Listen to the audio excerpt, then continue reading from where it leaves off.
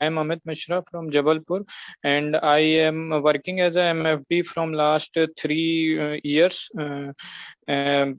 And currently, I joined Mr. Keyur Shah with EMI to SIP learning workshop with last 2 weeks, and I have a great knowledge with Keyur sir, जो उनने calculation सारे बताए हमें training में।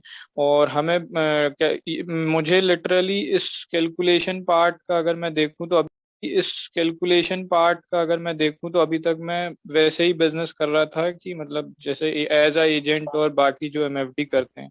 But इस training session से मुझे बहुत सारे कैलकुलेशन और इस बिजनेस को लेके और नॉलेज जो हमें जरूरी है आगे अपनी ग्रोथ पे और इस इंडस्ट्री की ग्रोथ पे पर्टिकुलर, तो वो सारी चीजें सीखने मिली है।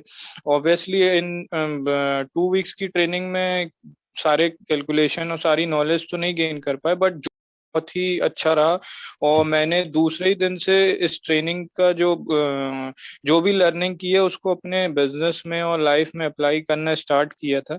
हम्म। और जिससे मैंने लास्ट 2 वीक्स में बहुत वर्किंग में जो अपने इस कैलकुलेशन पार्ट को और जो भी लर्निंग नहीं है उसको यूज करके अपने बिजनेस में ग्रोथ ली है।